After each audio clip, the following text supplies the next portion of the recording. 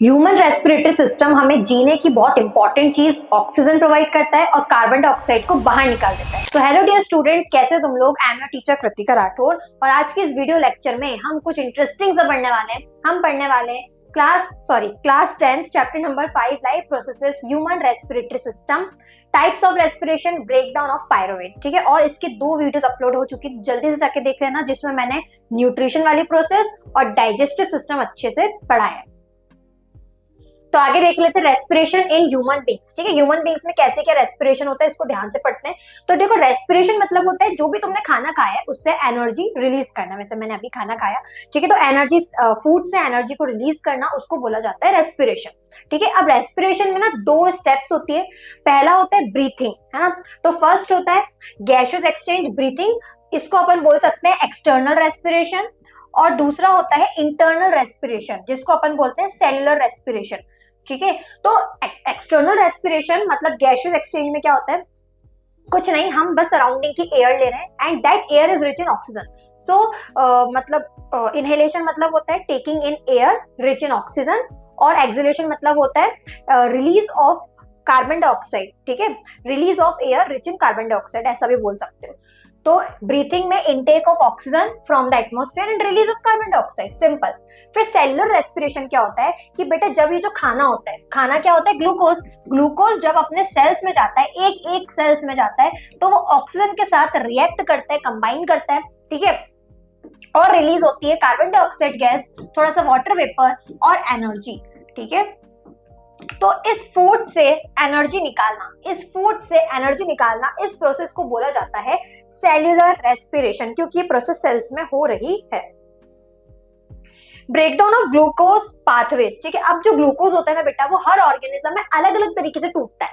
Aerobics में अलग तरीके से टूटता है, एनारोब्स में अलग तरीके से टूटता है। एरोब्स क्या होते हैं, एनारोब्स क्या होते हैं? बेटा एरोब्स और एनारोब्स पहले देख लेते हैं अपन। एरोब्स वो होते हैं जिन्हें सर्वाइव करने के लिए ऑक्सीजन की जरूरत होती है।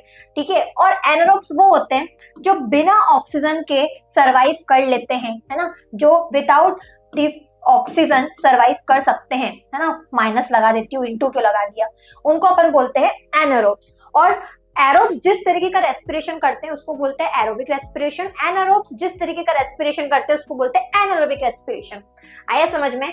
तो ब्रेकडाउन ऑफ ग्लूकोज, अब ग्लूकोज जो होता है ना वो डिफरेंट पाथवेज से टूटता है। जैसे the first step of glucose breakdown occurs in the cytoplasm. अपने को पता है कि जो एटीपी होती है ना बेटा, वो माइटोकॉन्ड्रिया में प्रेजेंट होती है। ठीक है, तो तुम्हें शायद ये लग रहा होगा कि फूड जो होता है माइटोकॉन्ड्रिया में टूटता है, तो बेटा ये आधा सच है आधा झूठ है। जो फूड होता है जब अपने सेल में जाता है तो सेल में पहले तो वो टूटता है साइटोप्लाज्म में, आधा उसका ब्रेकडाउन साइटोप्लाज्म में हो जाता है उस फूड का। ठीक है, बचा कुचा ब्रेकडाउन उसका माइटोकॉन्ड्रिया में होता है, फिर वहां से एनर्जी रिलीज होती है, फिर वो एनर्जी माइटोकॉन्ड्रिया में एटीपी के फॉर्म में स्टोर हो जाती है। ठीक है, ये चीजें होती है। तो ग्लूकोज क्या होता है? ग्लूकोज बेटा 6 कार्बन मॉलिक्यूल होता है, C6H12O6। तो 6 कार्बन मॉलिक्यूल है, ब्रोकन इनटू पायरुवेट। ये पता टूटता है C3H4O3 में। इसको बोला जाता है बेटे पायरुवेट। क्या बोलते हैं? पायरुवेट, मतलब 3 carbon compound. Depending on the availability of oxygen, pyruvate is further broken down in 3 different ways. अब ऑक्सीजन कितना अवेलेबल है या अवेलेबल नहीं है, उसके बेसिस पर पायरुवेट अलग तरीके से टूटता है। तो बेटा ये जो ग्लूकोज होता है ना, ग्लूकोज जो होता है वो पायरुवेट में माइटोकॉन्ड्रिया में ब्रेकडाउन होता है। ठीक है, यहाँ पर देख लो अच्छे से, जो ग्लूकोज होता है वो जब पायरुवेट में ब्रेकडाउन होता है तो ये प्रोसेस तुम्हारी माइटोकॉन्ड्रिया में होती है, ये प्रोसेस होती है माइटोकॉन्ड्रिया में। लेकिन जो पायरुवेट होता है, पायरुवेट का फर्दर ब्रेकडाउन बेटा सेल्स में होता है, सॉरी माइटोकॉन्ड्रिया में होता है, सेल में तो हो रहा है, माइटोकॉन्ड्रिया में होता है। तो ग्लूकोज जो होता है वो पायरुवेट में कहाँ टूटता है? वो टूटता है साइटोप्लाज्म में। माइटोकॉन्ड्रिया क्यों बोल दिया मैंने, साइटोप्लाज्म में। ओके, और पायरुवेट फर्दर ब्रेकडाउन होता है माइटोकॉन्ड्रिया में। ठीक है, फिर होता है एनारोबिक रेस्पिरेशन, ये ईस्ट में होता है। अब देखो यहाँ पे डिफरेंट पाथवे में तुम लोगों को पढ़ा देती हूँ, वो कहाँ चले गया, देखते हैं उसको अपन। ठीक है, उससे बहुत इजीली समझ में आएगा। ये वाला पाथवे, उससे पहले तुमको डिफरेंस भी तो पढ़ाना पड़ेगा। चलो ठीक है, फिर एक एक करके आते हैं ना। ठीक है, एनारोबिक रेस्पिरेशन किसमें होता है? ईस्ट में। मतलब बेटा जो ईस्ट होते हैं वो बिना ऑक्सीजन के ही फूड को ब्रेक डाउन कर सकते हैं, उसको बोलते हैं एनारोबिक रेस्पिरेशन। ठीक है, तो ईस्ट में क्या होता है? पायरुवेट। देखो पायरुवेट तक की प्रोसेस तो सब में सेम है, आगे जो बाय प्रोडक्ट्स निकलते हैं ना वो सब में डिफरेंट निकलते हैं। तो जो पायरुवेट होता है वो ईस्ट में बेटा ब्रेक डाउन हो जाता है, क्योंकि ऑक्सीजन तो प्रेजेंट नहीं होता, तो pyruvate in the absence of oxygen वो ब्रेक हो जाता है इथेनॉल में और कार्बन डाइऑक्साइड गैस में। Occurs without oxygen in yeast during fermentation. Yeast अपन कहाँ यूज करते हैं? फर्मेंटेशन में। फर्मेंटेशन में यूज करते हैं। जैसे मुझे डो को राइस करवाना है ना, तो उसमें अपन ईस्ट डाल देते हैं। फिर प्रोड्यूसेस वेरी लिटिल एनर्जी। अब बेटा ये जो एनारोबिक रेस्पिरेशन होता है ना उसमें बहुत कम एनर्जी रिलीज होती है, समथिंग नहीं 2 ATP। और जो एरोबिक होते हैं ना उसमें 38 ATP तक की एनर्जी प्रोड्यूस होती है। ठीक है, फिर नेक्स्ट एरोबिक रेस्पिरेशन होता है माइटोकॉन्ड्रिया, है ना, माइटोकॉन्ड्रिया। तो बेटा जो पायरुवेट होता है वो ऑक्सीजन की प्रेजेंस में ब्रेक डाउन होता है कार्बन डाइऑक्साइड और वाटर में, प्लस 38 ATP जितनी एनर्जी रिलीज होती है। ठीक है, अब एरोबिक रेस्पिरेशन जो होता है वो ऑक्सीजन की प्रेजेंस में होता है and it produces a large amount of energy, 38 ATP पर ग्लूकोज मॉलिक्यूल। मतलब पर ग्लूकोज मॉलिक्यूल 38 ATP की एनर्जी प्रोड्यूस होती है। Lack of oxygen in muscle cells. अब देखो कई बार ये होता है कि अपने जो मसल सेल्स होते हैं ना, मसल सेल्स बहुत थक जाते हैं, जैसे अपन बहुत हैवी एक्सरसाइज कर रहे हैं, इतनी हैवी एक्सरसाइज कर रहे हैं बेटा कि अपनी जो मसल सेल्स है उसमें ऑक्सीजन की कमी होते जा रही है। अगर मसल सेल्स में ऑक्सीजन की कमी होती जाती है तो उसमें बेटा जो फूड होता है, जो पायरुवेट होता है ना, वो ऑक्सीजन की एब्सेंस में ही ब्रेक डाउन हो जाता है। क्यों? क्योंकि अपन हैवी एक्सरसाइज कर रहे हैं तो अपने को तो एनर्जी की रिक्वायरमेंट है और एनर्जी तभी मिलेगी जब फूड टूटेगा, है ना। तो क्या होता है कि पायरुवेट जो होता है वो ऑक्सीजन की एब्सेंस में ही टूट जाता है और वो रिलीज करता है लैक्टिक एसिड। ठीक है, lactic acid plus carbon dioxide तो रिलीज होता ही है। और ये जो लैक्टिक एसिड होता है ना बेटा, उसी वजह से अपने को क्रैम्प्स आते हैं। फिर जब मम्मा मसाज करती है सरसों के तेल से, है ना, फिर अपन हॉट वाटर बाथ लेते हैं तो उससे वो जो क्रैम्प्स होते हैं वो डिसॉल्व हो जाते हैं। आया समझ में? सो बिल्डअप ऑफ लैक्टिक एसिड। इसीलिए ये होता है कि जब अपन हैवी एक्सरसाइज करते हैं ना तो अपन अपनी जो ब्रीथ होती है वो फास्ट हो जाता है, अपना ब्रीथिंग रेट जो होता है फास्ट हो जाता है। क्यों? क्योंकि बेटा मसल सेल्स को ऑक्सीजन की बहुत रिक्वायरमेंट है ना, बहुत रिक्वायरमेंट, इसलिए अपनी जो ब्रीथिंग होती है वो फास्ट हो जाती है। ठीक है, ताकि जल्दी जल्दी खाना टूटे। फिर एरोबिक और एनारोबिक रेस्पिरेशन में क्या डिफरेंस होता है? तो एरोबिक रेस्पिरेशन में ऑक्सीजन की प्रेजेंस में होता है, एनारोबिक रेस्पिरेशन ऑक्सीजन की एब्सेंस में होता है। एरोबिक रेस्पिरेशन माइटोकॉन्ड्रिया में होता है, एनारोबिक रेस्पिरेशन साइटोप्लाज्म में होता है। ठीक है, फिर उसके बाद एंड प्रोडक्ट्स जो होते हैं इसके वो होते हैं कार्बन डाइऑक्साइड, वाटर, और इसके एंड प्रोडक्ट्स होते हैं इथेनॉल, है ना, या फिर इथेनॉल किस में बनता है बेटा? ईस्ट में बनता है। फिर लैक्टिक एसिड किस में बनता है? लैक्टिक एसिड अपना मसल सेल्स में बनते हैं। Produces high energy. Aerobic respiration के केस में हाई एनर्जी प्रोड्यूस होती है और एनारोबिक रेस्पिरेशन के केस में लेस एनर्जी प्रोड्यूस होती है 2 ATP की। और बेटा वैसे ये चीज जायज भी है क्योंकि एरोबिक रेस्पिरेशन किस में हो रहा है? हम लोगों में हो रहा है, हम कॉम्प्लेक्स बॉडी स्ट्रक्चर से हमारे, तो हमें ज्यादा एनर्जी की जरूरत है, इसलिए हमारे अंदर एरोबिक रेस्पिरेशन हो रहा है। लेकिन बेटा जो छोटे छोटे ऑर्गेनिजम्स है, छोटे छोटे मल्टी सेल्युलर या फिर यूनिसेल्युलर जो ऑर्गेनिजम्स है वो तो छोटे छोटे से, तो उनकी एनर्जी रिक्वायरमेंट भी तो कम है। तो अगर उनमें 2 ATP पर ग्लूकोज मॉलिक्यूल, अगर 2 ATP एनर्जी भी रिलीज हो जाए तो उनके लिए उतना सफिशिएंट होता है।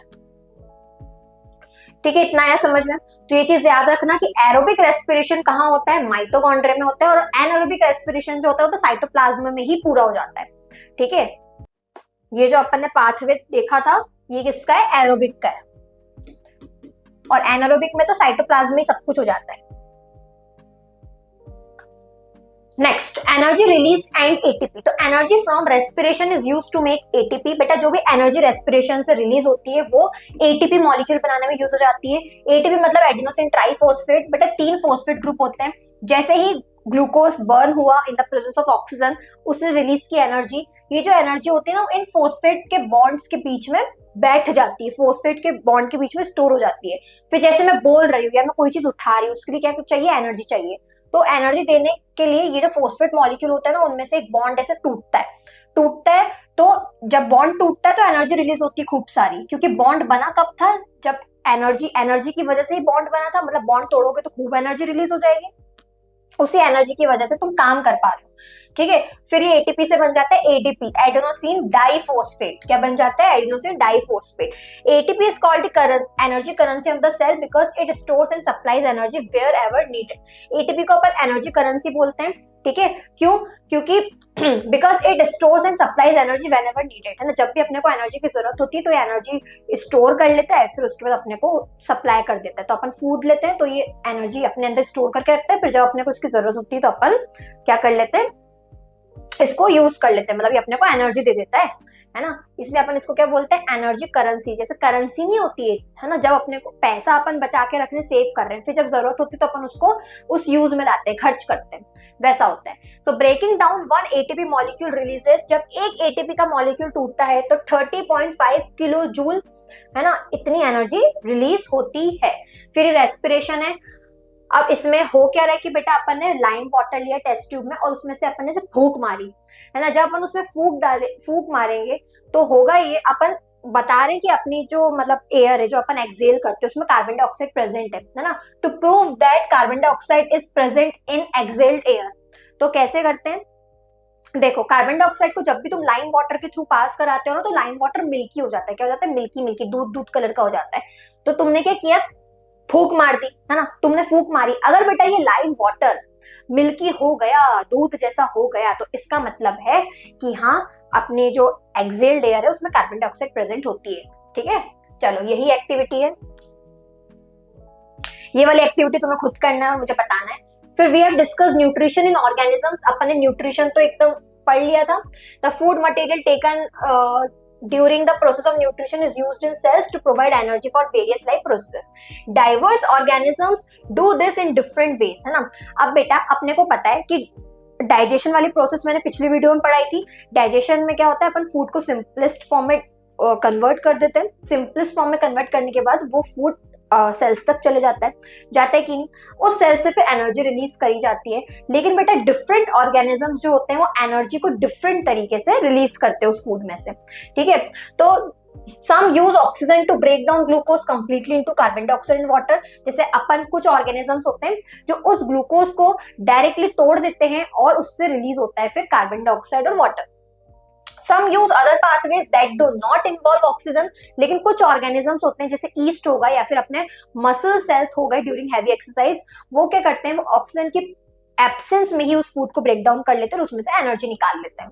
In all cases, the first step is the breakdown of glucose, a 6 carbon molecule into a 3 carbon molecule। लेकिन बेटा चाहे एरोबिक रेस्पिरेशन हो चाहे एनारोबिक रेस्पिरेशन हो, चाहे ग्लूकोज ऑक्सीजन की प्रेजेंस में टूट रहा हो चाहे ऑक्सीजन की एब्सेंस में टूट रहा हो, लेकिन हर केस में एक चीज तो बेटा हर ऑर्गेनिज्म में कॉमन है कि पहले जो 6 कार्बन मॉलिक्यूल होता है ग्लूकोज, वो पहले 3 कार्बन मॉलिक्यूल पायरुवेट में ब्रेक डाउन होता है, ठीक है। This process takes place in the cytoplasm, और ये जो प्रोसेस होती है वो साइटोप्लाज्म में होती है। Further the pyruvate may be converted into ethanol and carbon dioxide. अब ये जो पायरुवेट है, जैसे ईस्ट है, ईस्ट क्या करता है? उसके अंदर भी एनारोबिक रेस्पिरेशन होता है, तो वो भी उस पायरुवेट को किसमें तोड़ देता है? वो उसको कन्वर्ट कर देता है इथेनॉल में, कार्बन डाइऑक्साइड में।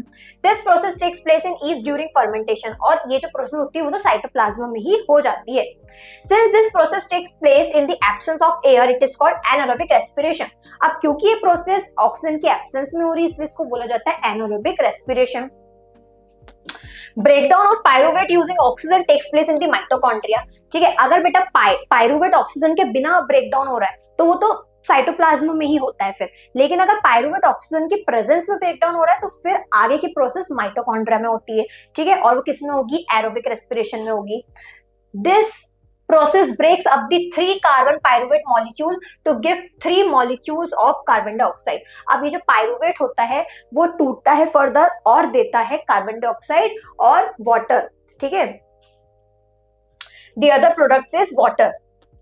Since this process takes place in the presence of air, it is called aerobic respiration। क्योंकि अब ये जो प्रोसेस है वो ऑक्सीजन की प्रेजेंस में हुई तो अपन ने इसको बोल दिया aerobic respiration. The release of energy in this aerobic process is a lot greater then in the anaerobic process. लेकिन एरोबिक रेस्पिरेशन में जो एनर्जी प्रोड्यूस होती है वो कई ज्यादा होती है as compared to anaerobic respiration। Sometimes when there is a lack of oxygen in our muscle cells, another pathway for the breakdown of pyruvate is taken। कई बार होता है कि हमारे मसल सेल्स में ऑक्सीजन की कमी हो जाती है, तो पायरुवेट जो होता है वो ऑक्सीजन की प्रेजेंस में ब्रेकडाउन ना होकर ऑक्सीजन की एब्सेंस में ही ब्रेकडाउन हो जाता है। ठीक है, Here the pyruvate is converted into lactic acid। फिर यहाँ पर जो पायरुवेट होता है वो लैक्टिक एसिड में कन्वर्ट हो जाता है, which is also a 3 carbon molecule. वो भी क्या है, 3 कार्बन मॉलिक्यूल है। दिस बिल्ड अप, उसका फॉर्मूला याद रखने की जरूरत नहीं है। This buildup of lactic acid in our muscles during sudden activity causes cramps. ठीक है, जिस वजह से अब क्योंकि लैक्टिक एसिड रिलीज हो रहा है तो लैक्टिक एसिड जो होता है वो जम जाता है अपने मसल सेल्स में, उस वजह से अपने को क्रैम्प्स आ जाते हैं, हाथ पैर दुखने लग जाते हैं। अब यहाँ पर एकदम ध्यान से देखो, ठीक है, ये ग्लूकोज है। ग्लूकोज क्या है, 6 कार्बन मॉलिक्यूल है ना। ये साइटोप्लाज्म में टूटता है, तो साइटोप्लाज्म में सबसे पहले टूटता है पायरुवेट में, चाहे ऑक्सीजन मिले इसको चाहे ना मिले, ये टूटेगा पायरुवेट में। पायरुवेट एक 3 कार्बन मॉलिक्यूल होता है और साथ में एनर्जी रिलीज होती है। अभी जो पायरुवेट है वो डिफरेंट ऑर्गेनिज्म में डिफरेंट वेज में टूटेगा। ये जो पायरुवेट है वो ईस्ट में, ईस्ट क्योंकि एनारोबिक रेस्पिरेशन फॉलो करता है, तो ये जो पायरुवेट होता है वो ईस्ट में ऑक्सीजन की एब्सेंस में ब्रेकडाउन हो जाता है और रिलीज करता है इथेनॉल, कार्बन डाइऑक्साइड और एनर्जी। इथेनॉल एक 2 कार्बन मॉलिक्यूल है। फिर मसल सेल्स में अगर कभी हमारे मसल सेल्स में हम हैवी एक्सरसाइज कर रहे हैं तो मसल सेल्स में ऑक्सीजन की कमी हो जाती है, जिस वजह से पायरुवेट टूट जाता है लैक्टिक एसिड में। ठीक है, और रिलीज होती है energy. Lactic acid again, lactic acid 3 carbon molecule है।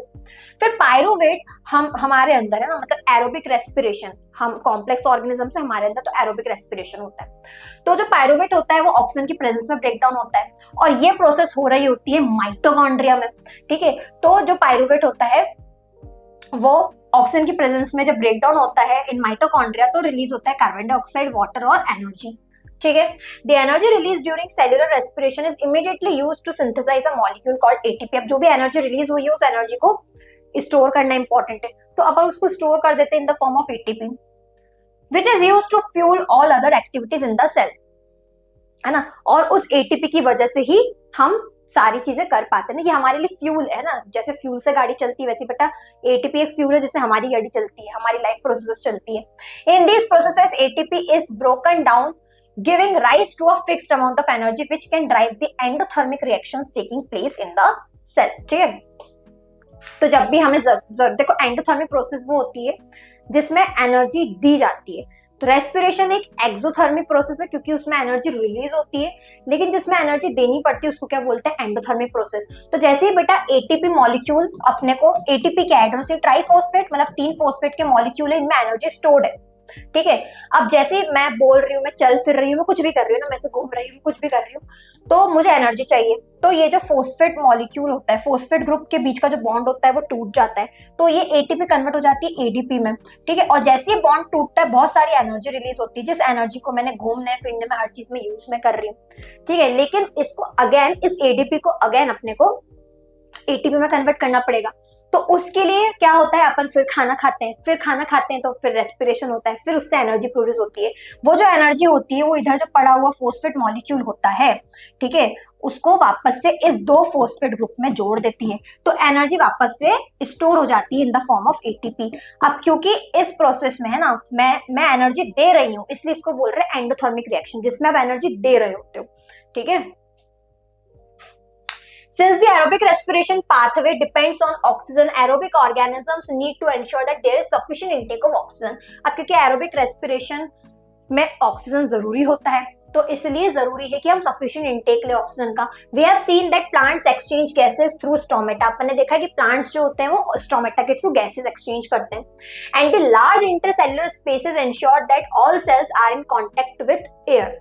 ठीक है, और जितने भी प्लांट के सेल्स होते हैं वो एयर के कांटेक्ट में होते हैं। प्लांट के जो सेल्स होते हैं ना उसमें बहुत ज्यादा इंटरसेलुलर स्पेस होती है, तो ऑक्सीजन जो होता है वो डिफ्यूजन के थ्रू मिल जाता है।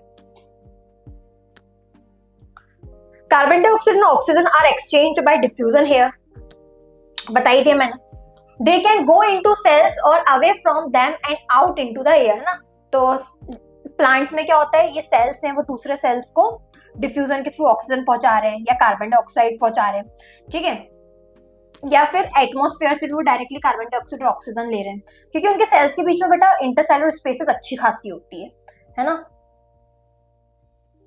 The direction of diffusion depends upon the environmental conditions and the requirements of the plant. ठीक है, अब diffusion किस डायरेक्शन में होगा वो डिपेंड करता है कि वहाँ की environmental conditions कैसी है. जैसे किसी किसी प्लांट की रूट्स जो होती हैं वो अलग तरीके से मॉडिफाइड होती है, इसको अपन बाद में पढ़ते हैं. At night when there is no photosynthesis occurring, carbon dioxide elimination is the major exchange activity going on.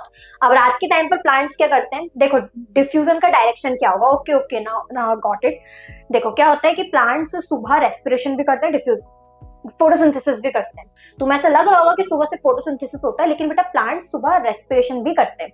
ठीक है, क्योंकि उनको भी एनर्जी चाहिए, है ना, उनको भी तो एनर्जी चाहिए सारी प्रोसेस करने के लिए, तो उसके लिए रेस्पिरेशन होना तो जरूरी है. रात के टाइम पे लेकिन प्लांट्स फोटोसिंथेसिस नहीं कर पाते हैं, क्योंकि रात के टाइम पर लाइट प्रेजेंट नहीं होती है ना, सोलर एनर्जी थोड़ी होती है, तो वो सिर्फ रेस्पिरेशन ही करते हैं. तो जैसे सुबह क्या हो रहा होता है कि कार्बन डाइऑक्साइड वो अंदर ले रहे होते हैं ना, कुछ अमाउंट में ऑक्सीजन अंदर ले रहे होते हैं, ऑक्सीजन बाहर छोड़ रहे होते हैं, ये पाथवे फॉलो होता है. लेकिन रात के टाइम पर इसका उल्टा हो जाता है.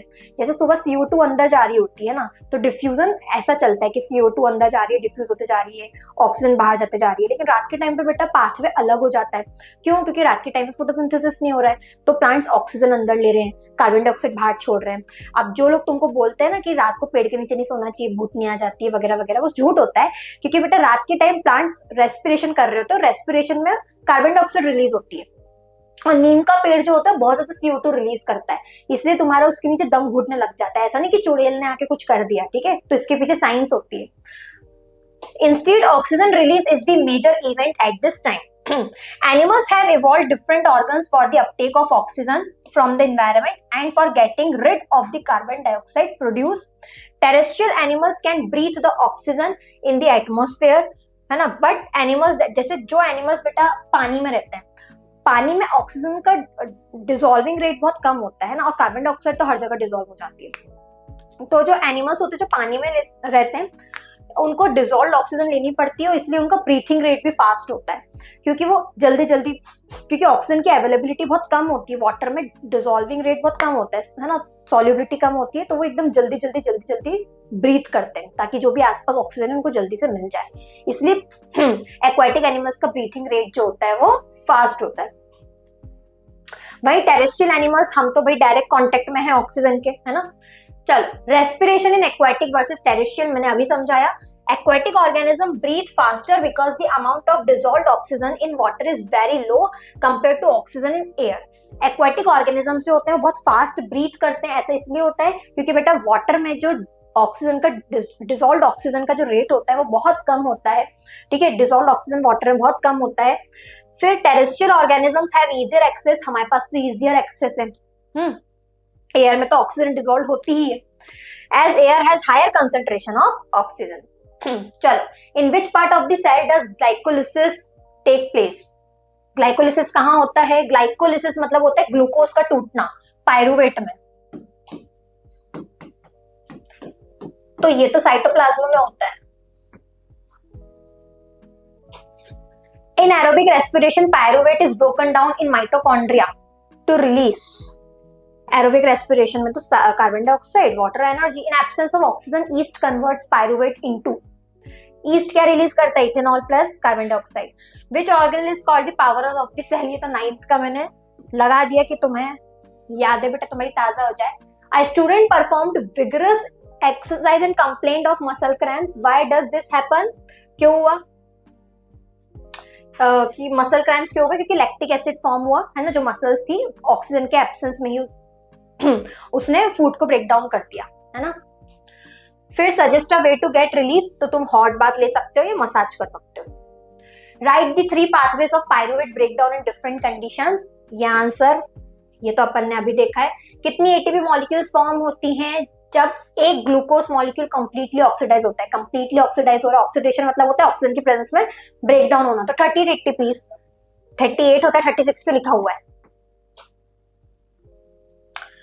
Then do you know smoking is injurious to health? Lung cancer is one of the common causes of the deaths in the world. The upper part of respiratory tract is provided with small. अब देखो यहाँ पर पूरा क्या लिखा हुआ है कि हमारी जो नोज होती है उसमें हेयर्स होते हैं. ठीक है, अब वो जो जैसे हमें छींक क्यों आती है जब हम डस्टी एरिया में जाते हैं, क्योंकि वो जो डस्ट पार्टिकल्स होते हैं वो हमारे नोज के जो हेयर्स होते हैं उसमें स्टक हो जाते हैं, ठीक है। फिर उसके बाद हम जैसे छींकते हैं तो वो जो सारे हेयर में से डस्ट पार्टिकल्स होते हैं वो रिलीज आउट हो जाते हैं ना, निकल जाते हैं। तो इस तरीके से हमारी जो बॉडी उसमें डस्ट पार्टिकल्स नहीं जा पाते हैं, ठीक है। तो मतलब वो एक तरीके से प्रोटेक्ट कर रहा है हमारी बॉडी को जर्म्स से, है ना, जो हेयर्स। लेकिन बेटा स्मोकिंग जो है, स्मोकिंग मतलब बहुत खतरनाक होती है, क्योंकि स्मोकिंग की वजह से वो जो हेयर्स होते हैं ना वो ही डैमेज हो जाते हैं। क्योंकि इंसान मान लो अगर ये समझ रहा है कि मैम हेयर्स तो प्रेजेंट होते हैं तो स्मोकिंग करने में क्या है, स्मोक के जितने भी डस्ट पार्टिकल्स होंगे वो उसको उसमें स्टक हो जाएंगे हेयर में, और फिर हम छींक देंगे तो वो डस्ट पार्टिकल्स रिलीज हो जाएंगे। लेकिन ऐसा नहीं होता है, क्योंकि स्मोकिंग जो होती है वो इस हेयर को ही डैमेज कर देती है। तो जितने भी पार्टिकल्स है वो डायरेक्टली आपके लंग्स में चले जाते हैं और आपके लंग्स को डैमेज कर देते हैं। तो दो सीलिया मतलब वो जो हेयर है, help remove germs, dust particle and harmful particles. Smoking destroy these hair due to which germs, dust, smoke and other harmful chemical enter lungs and cause infection, ठीक है। So with in the lungs the passage divides. अब देखो lungs में होता क्या है वो अपने को मैं आगे एक बार देख लेती हूँ, ठीक है। ये पढ़ाने से पहले मैं पहले लंग्स का पढ़ाती हूँ, उसके बाद ये तुम्हें समझ में आ जाएगा ना। मैकेनिज्म ऑफ ब्रीथिंग, ब्रीथिंग के दो मैकेनिज्म है, देखो एक इनहेलेशन होता है, एक्सहेलेशन होता है। जब हम इनहेलेशन कर रहे होते हैं तो थोरेसिक कैविटी, बेटा ये ओरल कैविटी होती है, ये चेस्ट कैविटी होती है, इसको थोरेसिक कैविटी बोलते हैं, डायफ्राम तक होती है। इसके नीचे होती है एब्डोमिनल कैविटी, ठीक है, पेल्विक रीजन तक।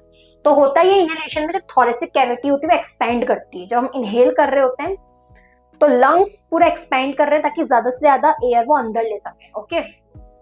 और इस केस में थोरेसिक कैविटी कॉन्ट्रैक्ट करती है ना, ऐसे एक्सहेल करो वहीं बैठे बैठे, ठीक है। तो वॉल्यूम कम होते जा रहा है लंग्स का। फिर ribs move up and outward. Inhalation के टाइम पर रिप्स जो होते हैं वो ऊपर की ओर मूव करते हैं और बाहर की ओर मूव करते हैं। वहीं एक्सहेलेशन के टाइम पर रिप्स जो होते हैं वो डाउनवर्ड मूव करते हैं और इनवर्ड मूव करते हैं, ठीक है। करो मेरे साथ। फिर डायफ्राम बिकम फ्लैट। जब हम इनहेलेशन करते हैं डायफ्राम ऐसे डोम शेप का स्ट्रक्चर होता है ना, नॉर्मल शेप उसका ऐसा ही होता है। ये लंग्स है, ठीक है। तो जब इनहेलेशन करते हैं ना तो लंग्स जो होते हैं और रिप्स जो होते हैं, रिप्स लंग्स को कवर करके रखते हैं ना, तो ये तो ऊपर की तरफ रिप्स जा रहे होते हैं अपवर्ड एंड आउटवर्ड और बाहर की तरफ। लेकिन जो डायफ्राम होता है वो नीचे कॉन्ट्रैक्ट कर रहा होता है। क्या कर रहा होता है? कॉन्ट्रैक्ट कर रहा होता है। एक्सहेलेशन में इसका अपोजिट होता है, जो डायफ्राम होता है वो नॉर्मल शेप में आ जाता है, दैट इज डोम शेप। फिर lung volume increases, air enters. अब होता है क्या इनहेलेशन के टाइम पर कि लंग की जो वॉल्यूम होती है, जो स्पेस होती है वो बढ़ जाती है। यहाँ पर देखो क्योंकि डायफ्राम नीचे चले गया, कॉन्ट्रैक्ट हो गया, तो लंग्स को ज्यादा से ज्यादा स्पेस मिल रही है। क्या मिल रही है? लंग्स को ज्यादा से ज्यादा स्पेस मिल रही है, ठीक है। और उसको स्पेस की जरूरत क्यों है? क्योंकि उसको ऑक्सीजन लेना है, ठीक है। तो वॉल्यूम जो होती है मतलब स्पेस, लंग की वॉल्यूम बढ़ जाती है, एयर अंदर एंट्री मार लेती है। वहीं एक्सहेलेशन के टाइम पर लंग्स की वॉल्यूम डिक्रीज हो जाती है ना, चेस्ट कैविटी की वॉल्यूम डिक्रीज हो जाती है ना, क्योंकि डायफ्राम ऊपर आने लगता है ना, तो लंग्स पर भी प्रेशर पड़ता है और वो कार्बन डाइऑक्साइड को बाहर रिलीज कर देते हैं।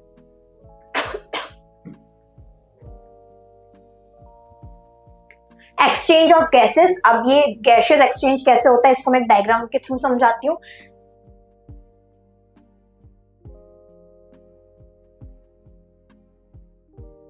देखो उससे पहले अपने को ये देखना पड़ेगा ह्यूमन रेस्पिरेटरी सिस्टम, ठीक है। ह्यूमन रेस्पिरेटरी सिस्टम पहले क्या होता है? Passage of air through respiratory tract, है ना। एयर का क्या पैसेज होता है हमारे रेस्पिरेटरी ट्रैक्ट से? तो सबसे पहले जो एयर होती है वो नॉस्ट्रिल से, ये जो दो चेम्बर्स है उसको बोलते हैं नॉस्ट्रिल, नॉस्ट्रिल से एंटर करती है। फिर नेजल पैसेज, फिर वो नॉस्ट्रिल से जो नेजल पैसेज होता है वहां जाती है, ठीक है, पाथवे फॉर एयर फ्लो, मतलब नाक के अंदर जो पैसेज है ना।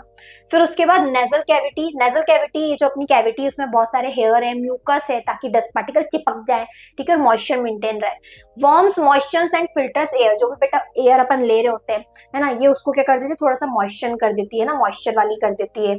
फिर उसको फिल्टर करती है, मतलब जितने भी डस्ट होते हैं वो स्टक हो जाते हैं हेयर में और जो प्योरिफाइड एयर होती है वो अंदर चले जाती है रेस्पिरेटरी ट्रैक्ट में। फिर फेरिंग्स आता है, फेरिंग्स ये वाला जो एरिया होता है ना, common passage for food and air. फिर एयर जाती है फेरिंग्स में और फूड और एयर का ये कॉमन पैसेज है। मतलब अपना जो रेस्पिरेटरी सिस्टम है ईसोफेग, अपना रेस्पिरेटरी सिस्टम के जस्ट पीछे डाइजेस्टिव सिस्टम होता है। अपनी बॉडी में जो सिस्टम्स होते हैं पैरेलल रन करते हैं ना, तो रेस्पिरेटरी सिस्टम होता है उससे पीछे होता है डाइजेस्टिव सिस्टम। जब अपन फूड ले रहे होते हैं तो वो फेरिंग से आ रहा होता है, और जो अपन वो लेते हैं एयर इनहेल कर रहे होते हैं वो फेरिंग्स से आती है, ठीक है। फिर फेरिंग्स के बाद जो फूड होता है वो पीछे इसोफेगस में चले जाता है और एयर जो होती है वो आगे आगे मूव करती है ट्रैकिया के थ्रू। तो फूड और एयर का जो कॉमन पैसेज है वो कौन है, फेरिंग्स, है ना। फिर एयर जाती है लैरिंग्स पर, लैरिंग्स पर होते हैं वोकल कॉर्ड्स, वो वाइब्रेट करते हैं और साउंड प्रोड्यूस होता है। फिर एयर जाती है ट्रैकिया में, ठीक है। अब ये एयर है, ये ट्रैकिया आ गया बेटा, है ना, ट्रैकिया। ट्रैकिया के ऊपर बहुत सारे रिंग्स ऑफ कार्टिलेजेस होते हैं, रिंग्स ऑफ कार्टिलेजेस, वो क्या करते हैं, उसको कोलैप्स होने से बचाते हैं, है ना। तो कनेक्ट्स लैरिंग्स टू ब्रोंकाई। अभी जो ट्रैकिया होता है ना बेटा, वो लंग्स में एंटर कर जाता है और ब्रेकडाउन हो जाता है ब्रोंकाई में। किस में ब्रेकडाउन होता है, दो डक्ट्स में, उसको बोलते हैं ब्रोंकाई। और ब्रोंकस होता है सिंगुलर वर्ड और ब्रोंकाई होता है प्लूरल। ब्रोंकाई जो होते हैं वो और छोटे छोटे ट्यूब्स में डिवाइड होती है, उसको बोलते हैं ब्रोंक्यूल्स। लंग्स से बाहर ही चले गई मैं, ब्रोंक्यूल्स, ठीक है। फिर ब्रोंक्यूल्स के बेटा एंडिंग पर सैक लाइक स्ट्रक्चर होता है, बलून लाइक स्ट्रक्चर, जिसको बोला जाता है एल्व्यूलाई। क्या बोला जाता है, एल्व्यूलाई। तो चलो ये चीज मैंने तुमको समझा दी है, इसको अपन अच्छे से देख लेते हैं। ट्रैकिया, ट्रैकिया को क्या बोलते हैं, wind pipe, supported by cartilaginous rings to prevent collapse. इसके मतलब ये कार्टिलेजेस होते हैं, ऐसे कार्टिलेजेस, ठीक है, वो इसको प्रोटेक्ट करते हैं कि ट्रैकिया ऐसे कोलैप्स ना हो जाए। फिर ब्रोंकाई, तो ब्रोंकाई क्या होता है, two tubes carrying air to each lung, है ना, दो ट्यूब्स होते हैं। ट्रैकिया डिवाइड होता है ब्रोंकाई में, और जो ब्रोंकाई होते हैं वो लंग्स में ओपन होते हैं, ठीक है। फिर ब्रोंक्यूल्स, ट्रैकिया लंग्स में ओपन होती है, ब्रोंकाई में डिवाइड होती है। फिर ब्रोंकाई डिवाइड होते हैं ब्रोंक्यूल्स में। तो bronchiole are the finer branches of bronchi inside lungs. फिर ब्रोंक्यूल्स के एंड पर होता है एल्व्यूलाई, तो ये टाइनी बलून लाइक स्ट्रक्चर होते हैं जहां गैसेस एक्सचेंज हो रहा होता है। कैसे हो रहा होता है वो मैं समझा देती हूँ। जैसे बेटा ये एल्व्यूलाई, ठीक है, इसको ऐसे समझो, अभी डायग्राम भी देख लेंगे। एल्व्यूलाई है और ये ब्लड कैपिलरीज है। एल्व्यूलाई के पास बहुत सारी ब्लड कैपिलरीज होती है, और ये जो ब्लड कैपिलरीज है वो पूरी हमारी बॉडी से कनेक्टेड होती हैं, ठीक है। तो जितने भी बेटा सेल्स हैं, जैसे अपन ने इनहेल किया तो एयर आई नॉस्ट्रिल से, फिर नेजल पैसेज में गई, फिर नेजल पैसेज से फेरिंग्स में गई, है ना, फेरिंग्स से लैरिंग्स में गई, लैरिंग्स से ट्रैकिया में गई, ट्रैकिया से ब्रोंकाई, ब्रोंकाई से ब्रोंक्यूल्स, ब्रोंक्यूल्स से एल्व्यूलाई। अब एल्व्यूलाई के पास होती है बहुत सारी ब्लड कैपिलरीज। अब कोई भी चीज ज्यादा से कम की तरफ जाती है ना, अब ये जो कैपिलरीज होते हैं ना बेटा, उनके पास पोर्स होते हैं ना, ताकि गैसेस एक्सचेंज हो पाए। तो एल्व्यूलाई में जो भी ऑक्सीजन है, ऑक्सीजन जो होता है वो आ जाता है इन कैपिलरीज में। ऑक्सीजन कहाँ आ जाता है, कैपिलरीज में आ जाता है। फिर ये कैपिलरीज के थ्रू पूरा ट्रांसपोर्ट, पूरा सर्कुलेटरी सिस्टम चलता है और ऑक्सीजन अपने एक एक सेल तक पहुंच जाता है। फिर उसके बाद अपनी बॉडी में बेटा बहुत सारे सेल्स हैं, है ना, सेल्स ने क्या रिलीज किया, कार्बन डाइऑक्साइड रिलीज किया। तो कार्बन डाइऑक्साइड जो होता है वो भी इन कैपिलरी नेटवर्क से पूरा आ जाता है यहाँ तक एल्व्यूलाई तक, और फिर एल्व्यूलाई तक कार्बन डाइऑक्साइड डिफ्यूज हो जाता है। फिर एल्व्यूलाई से वो चले जाता है ब्रोंक्यूल में, ब्रोंक्यूल से ब्रोंकाई, ब्रोंकाई से फिर ट्रैकिया, और इस तरीके से बाहर नोज से। आया समझ में, इस तरीके से होता है। तो blood capillaries surround alveoli to carry oxygen and carbon dioxide. तो एक्सचेंज ऑफ गैसेस में यही पढ़ना है तुमको, ठीक है। क्या ऐड कर दिया मैंने, पेज ऐड कर दिया।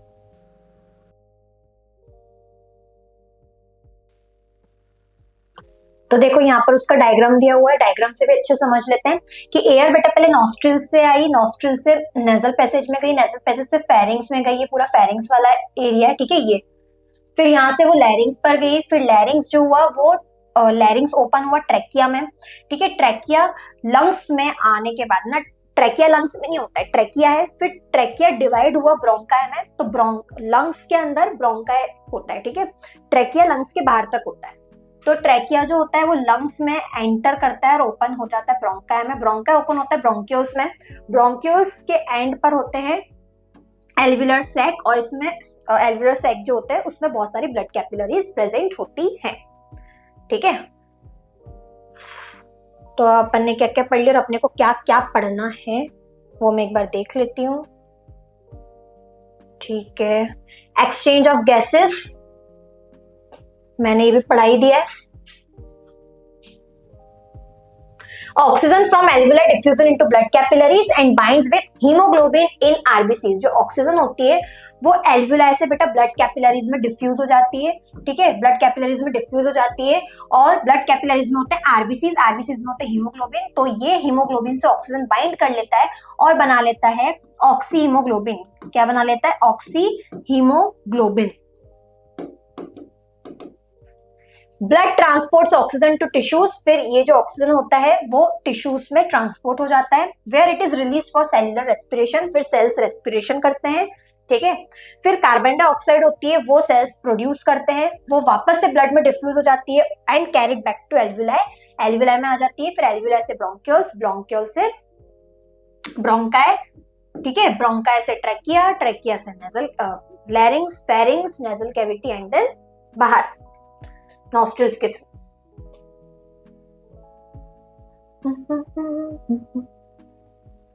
काफी पेजेस तो अपन ने कर लिए हैं, बच्चा क्या है? Respiration in plants. उससे पहले ये देख लेते हैं, एक और था आई थिंक ये वाला पोर्शन। ये वाला पोर्शन मैंने तुमको पूरा समझा दिया। अब इसमें ना एक चीज है रेसिड्यूअल वॉल्यूम। रेसिड्यूअल वॉल्यूम मैं तुमको समझा देती हूँ कि क्या होती है residual volume.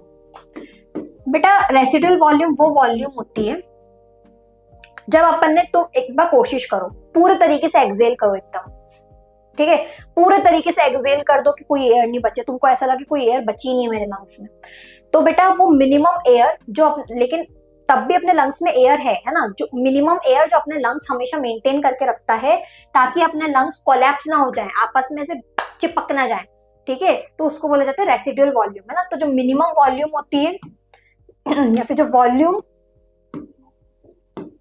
Lungs keep after ना, वॉल्यूम ऑफ एयर, एयर की वो volume lungs keep even after maximum acceleration, even after maximum acceleration, उसको बोलते हैं रेसिड्यूअल वॉल्यूम,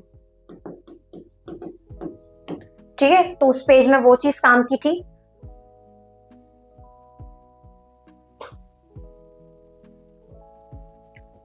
फिर ये एक्वाटिक ऑर्गेनिज्म और टेरेस्ट्रियल ऑर्गेनिज्म, ये भी मैंने तुमको समझा दिया। मोर टू नो अपन देख सकते हैं, बाकी सब जो भी मैंने यहाँ लिखा हुआ है वो पूरा मैं समझा चुकी हूँ अच्छे से, ठीक है।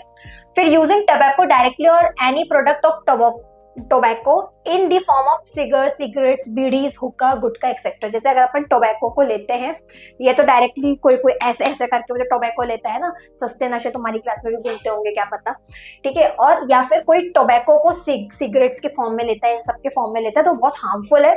Use of tobacco most commonly affects the tongue, lungs, tobacco tongue को, लंग्स को, कैंसर वाला एड नहीं देखा, ठीक है, लंग्स को, हार्ट को और लिवर को क्या करता है, अफेक्ट करता है। जब भी कोई मूवी देखना चाहता है तो कैंसर वाला आता है, और एक पैडमैन पिक्चर का अक्षय कुमार वाला एड भी जरूर आता ही आता है। Smokeless tobacco is also a major risk factor of heart attacks, है ना। अगर तुम टोबैको को ज्यादा कंज्यूम करते, स्मोकलेस टोबैको मतलब ऐसा टोबैको जिसमें से स्मोक प्रोड्यूस नहीं होता है ना, मैंने तो कभी देखा भी नहीं होगा। Strokes, pulmonary diseases and several forms of cancers. तो इनसे तुमको पल्मोनरी मतलब होता है बेटा लंग डिजीज, पल्मोनरी मतलब होता है लंग, तुमको लंग डिजीज हो सकती है ना। There is a high incidence of oral cancer, oral cancer बहुत ज्यादा होता है इंडिया में due to the chewing of tobacco in the form of gutkha, क्योंकि लोग गुटखा बहुत खाते हैं, उसमें टोबैको होता है। Stay healthy, just say no to tobacco and its products. ना टोबैको खाओ और ना जिससे वो मिलता है वो खाओ, है ना। रेस्पिरेशन प्लांट्स पढ़ लेते हैं। तो respiration plants simpler than animals. Animals का जो बेटा रेस्पिरेटरी ट्रैक्ट होता है, रेस्पिरेटरी सिस्टम होता है, वो ज्यादा कॉम्प्लेक्स होता है, लेकिन प्लांट्स का थोड़ा आसान होता है। गैशियस एक्सचेंज अकर्स थ्रू, है ना। प्लांट्स में जो गैशियस एक्सचेंज होता है वो स्टोमेटा, लीव्स में होता है, लीव्स में गैशियस एक्सचेंज होता है स्टोमेटल पोर्स के थ्रू, स्टोमेटा अपन पढ़ चुके हैं। स्टेम्स में बेटा गैशियस एक्सचेंज लेंटिसल्स के थ्रू होता है। मतलब बेटा तीनों पोर्स है, सब पोर्स है, बस सबका नाम अलग अलग है, ठीक है। जैसे तुम्हारा माउथ है उसमें भी कैविटी, तुम्हारे चेस्ट है उसमें भी कैविटी है, एब्डोमेन है उसमें भी कैविटी है, तीनों कैविटीज ही हैं, लेकिन नाम सबके अलग है ना। जो माउथ की कैविटी उसको ओरल कैविटी बोल दिया है, चेस्ट की कैविटी तो थोरेसिक कैविटी बोल दिया है, एब्डोमेन में कैविटी तो उसको एब्डोमिनल कैविटी बोल दिया है, टीथ में कैविटी तो टूथ कैविटी बोल दिया उसको, ठीक है। तो यहाँ पर देख लेते हैं कि लीव्स में जो पोर्स होते हैं उसको बोलते हैं स्टोमेटा। तो लीव्स जो होती है स्टोमेटा के थ्रू गैसेस एक्सचेंज करती है। स्टेम में जो पोर्स होते हैं उसको बोलते हैं लेंटिसल्स, तो वो लेंटिसल्स के थ्रू स्टेम गैसेस एक्सचेंज करती है। और रूट्स में बेटा, रूट्स में होते हैं रूट हेयर्स, है ना, ये रूट्स हैं। रूट्स में जैसे तुम्हारी स्किन के ऊपर बहुत सारे हेयर्स होते हैं, उस तरीके से रूट है, रूट के ऊपर होते हैं बहुत सारे रूट हेयर्स, ठीक है। ये रूट हेयर्स जो होते हैं वो वाटर मिनरल्स एब्सॉर्ब करते हैं। चलो यहाँ पे क्वेश्चंस देख लेते हैं। So which of the following is the correct sequence of air passage during inhalation? क्या करेक्ट सीक्वेंस है? Pharynx, trachea, bronchi, lungs. Trachea, pharynx, bronchi, lungs नहीं, ट्रैकिया बाद में आता है। फेरिंग्स, ट्रैकिया, ब्रोंकाई, लंग्स, ये वाला करेक्ट है। Which organ is the site of actual exchange of gases in humans? Alveoli है। During breathing, the dome-shaped muscle that helps in expansion and contraction of lungs is diaphragm. ये CBSE 2022 में आ रखा है। Why do mountaineers carry oxygen cylinders with them? क्यों carry करते? क्योंकि बेटा जो हाई एल्टीट्यूड्स होते हैं ना उस पर ऑक्सीजन की बहुत कमी होती है, ठीक है। तो इसलिए to avoid breathlessness and supply enough oxygen, ठीक है। चलो explain the role of alveoli. Gases exchange करती है, उसमें बहुत सारी ब्लड कैपिलरीज होती है। इस तरह ह्यूमन रेस्पिरेटरी सिस्टम हमें ऑक्सीजन देकर और कार्बन डाइऑक्साइड को एक्सेल करके हमारी लाइफ को सस्टेन करता है। So this is it. अगर वीडियो पसंद आई हो तो लाइक, शेयर, सब्सक्राइब और कमेंट्स में बताना कि कैसा लगा। और डिटेल में पढ़ना चाहते हो तो अभी इंस्टॉल करो फ्यूकी एजुकेशन ऐप। Bye bye.